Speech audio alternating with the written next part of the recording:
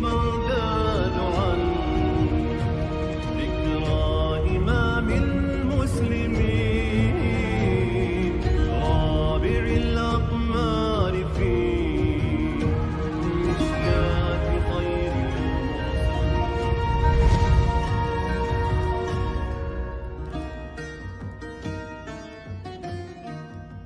Kali ini kita akan membahas cerita tentang apa ya? Ya, yaitu cerita tentang pengakuan daripada pendeta ataupun rahib, pendeta atau rahib atau bahira di zaman sebelum Rasulullah, tetapi mereka mengakui tentang kenabian daripada Rasulullah Shallallahu Alaihi Wasallam. Nah, pendeta ini bukan cuma satu, rahibnya bukan cuma satu, tetapi ada beberapa rahib yang mengatakan akan datangnya seorang nabi, dan mereka ada yang melihat secara langsung bahwasanya ciri-ciri dan tanda-tanda itu ada di diri Nabi Muhammad Sallallahu Alaihi Wasallam. Jadi sebelum Nabi Muhammad atau Rasulullah ini lahir, di kitab-kitab sebelumnya seperti Injil, Taurat, dan lain-lain telah memperjelas akannya datang seorang nabi yang bernama Ahmad ataupun Rasulullah Sallallahu Alaihi Wasallam. Jadi dengan ciri-ciri begini. Jadi para ahli kitab ataupun yang disebut dengan rahib ini, mereka sudah mengantongi ciri-ciri kenabian yang terakhir. Gitu. Dan di sebagian besar kaum Yahudi pada saat itu juga telah mengetahui tanda-tanda itu begitu. Mereka berharap nabi terakhir itu adalah dari golongan mereka, tetapi ternyata tidak. Itu tadi. Sehingga Rasulullah itu dicari dan ingin dibunuh. Begitulah singkatnya. Jadi pada saat itu, nah ini dia. Nah, ini cerita ini kita ambil, kita kutip dari kitab Ar-Rahiqul Maktum karya Syekh Syafiur Rahman Al-Mubarakfuri. Jadi di dalam kitab ini kita ambil pernyataan tentang beberapa pendeta yang mendukung, membenarkan bahwasanya Nabi Muhammad itu adalah seorang nabi dan Rasulullah Sallallahu Alaihi Wasallam. Jadi yang pertama itu adalah rahib ataupun bahira yang tinggal di Busra di daerah Syam, wilayah Syam, di bawah naungan Romawi. Iya, di daerah Busra namanya, wilayah Syam. Jadi tinggallah seorang rahib yang bernama Jurjis. Rahib ini bernama Jurjis. Nah, pada saat itu paman Rasulullah Sallallahu Alaihi Wasallam, Abu Thalib, itu mengajak Rasulullah Sallallahu Alaihi Wasallam yang kala itu masih berumur 12 tahun untuk melakukan perdagangan ke negeri Syam. Jadi dibawalah Nabi tadi untuk ikut berdagang. Tetapi sampainya di daerah Busra ini wilayah Syam, tapi belum sampai. Tapi dia sudah masuk di dalam wilayah Syam dengan kota namanya Hauran. Nama kota Busra ini namanya Hauran. Jadi udah sampai ke sana. Tiba-tiba di Busra ini mereka disambut dengan seorang rahib yang Jurjis tadi disambut bagaikan tamu kehormatan. Semua orang di sana pada heran kan, kok bisa dia disambut kayak gitu, padahal belum pernah ketemu, belum pernah kenal, nggak tahu apa-apa, tapi disambut bagaikan tamu kehormatan, dikasih makan, disuruh masuk, bahkan ya diservis habis, kalau bahasa kita sekarang servis habis.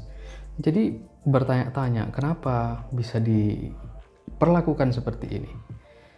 Terus Abu Talib ini kan kok bisa kami diberginikan, ada apa maksudnya begitu kan. Terus rahib ini berkata, aku telah melihat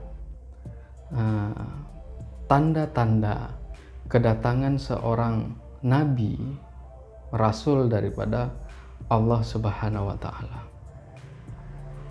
Terus rahib ini Abu Thalib bertanya, dari mana engkau tahu, katanya kan.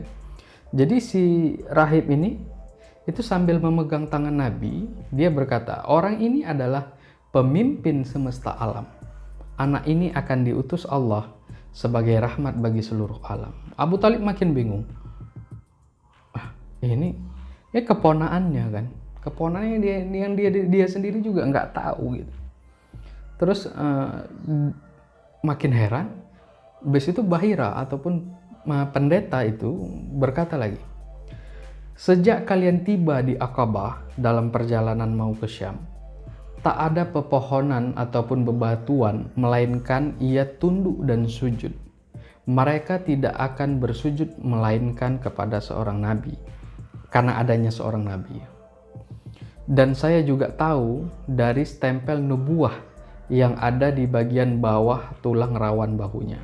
Ada sebuah seperti tanda kenabiannya di bawah tulang rawan bahunya. Dan si rahib ini, si Jurjis ini mengetahui itu karena dia melihatnya. Dan dia menyarankan kepada Abu Thalib pada saat itu untuk tidak melanjutkan perjalanan ke Syam. Mengapa, kata Abu Thalib? Ya karena kata pendeta itu, ini sangat berbahaya. Anak ini sudah dicari oleh segelintir kelompok yang kita bilang adalah Yahudi. Mereka ingin membunuhnya. Karena sebelum keluar kenabian itu, mereka harus singkirkan.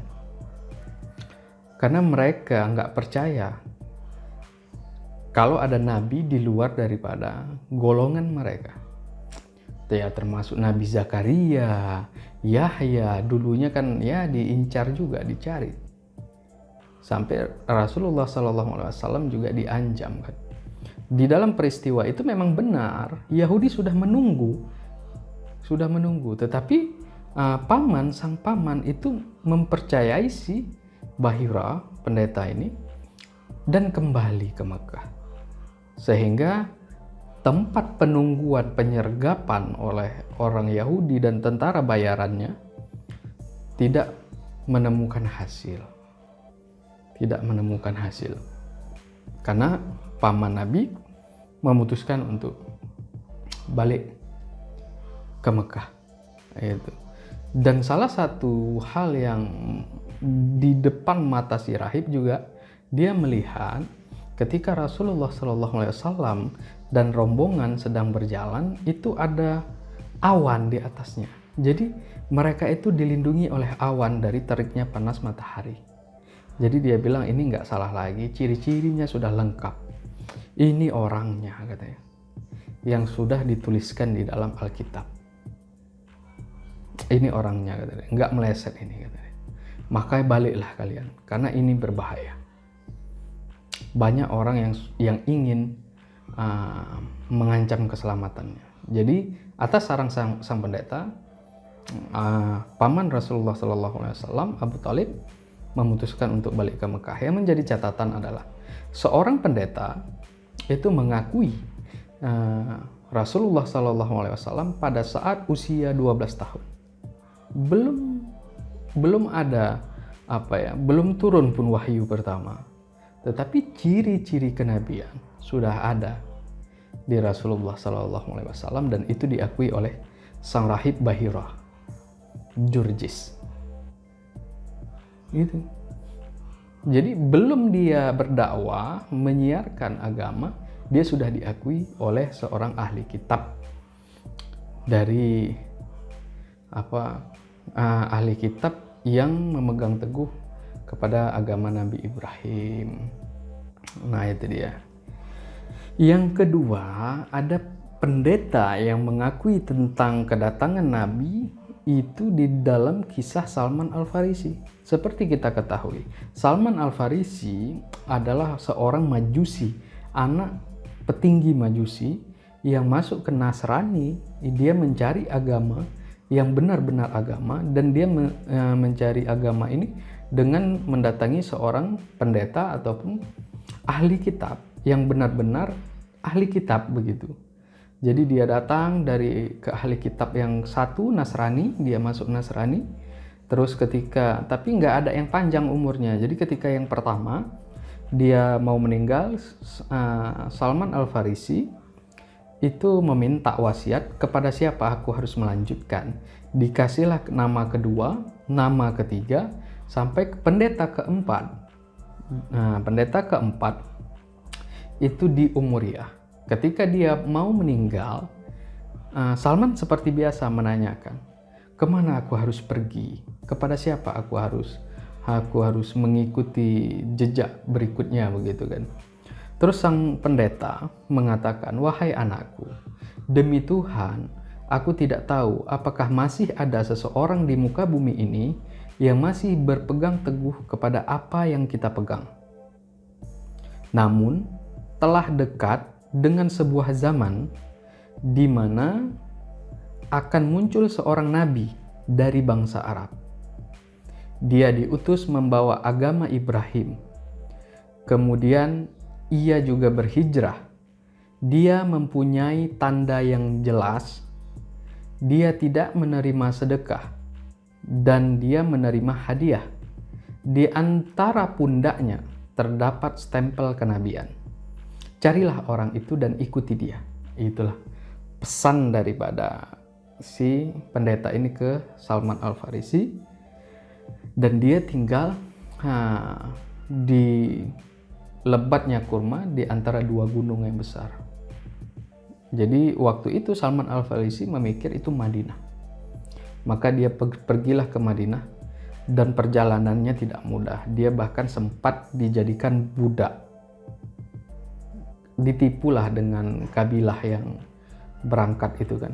Ditipu, dia diperjualbelikan hingga akhirnya dia di Madinah. Ketika Rasulullah SAW berhijrah, dia menerimanya. Makanya Rasulullah pernah berkata, Salman ini adalah keluargaku, kata Rasul. Itu sebuah pujian yang luar biasa, karena dia termasuk, dibilang sama Rasul adalah keluarganya. Dan apabila iman Islam ini berada di luar dunia ini, maka Salman adalah orang pertama yang akan menjumpainya. Karena kegigihan si Salman di dalam mencari rahmat ataupun jalan menuju Allah. Itu dia. Yang ketiga, itu ada namanya Warakah bin Naufal. Ini kita pasti tahu Warakah bin Naufal karena di dalam sejarah dia sering disebutkan. Beliau ini adalah sepupu Khadijah. Beliau dulu selalu mencari agama Hanif, agama yang masih pelur tulen daripada ajaran Nabi Ibrahim, dan beliau terus mencari sampai beliau mendapatkan Nasrani. Jadi beliau memutuskan masuk Nasrani, beliau memperdalam Injil dan menulis kembali salinan Injil di dalam bahasa Ibrani. Jadi beliau menulis, dan pada saat itu beliau sudah sangat tua, matanya juga sangat rabun. Dan saat peristiwa Rasulullah SAW mendapatkan wahyu yang pertama, kita semua tahu bagaimana keadaan Rasulullah SAW.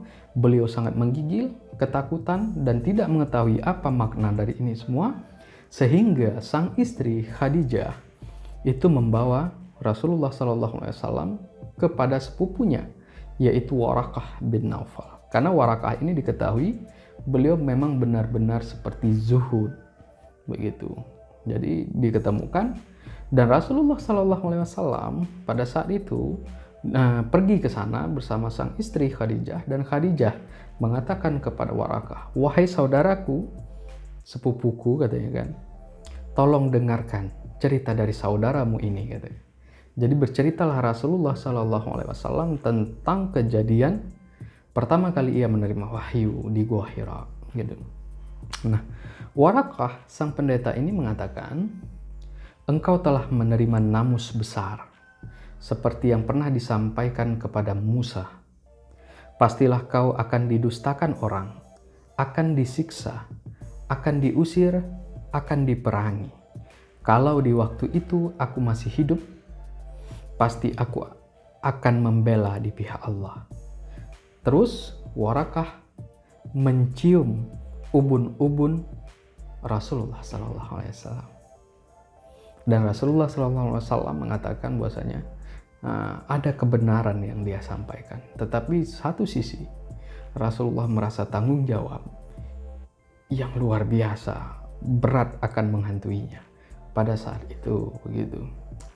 Itu kesaksian daripada Warakah, sepupu daripada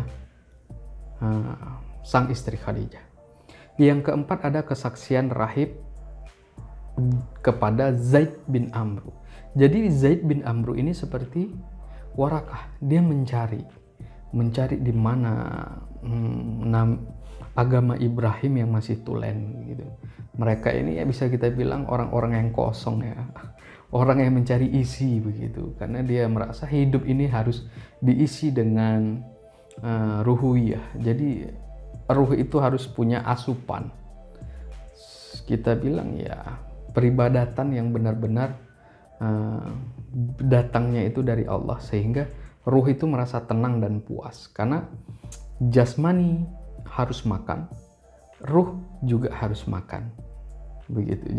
Jadi mereka ini merasa ruhnya itu lapar, ruhnya kosong, sehingga dia mencari agama yang benar-benar tulen daripada Nabi Ibrahim.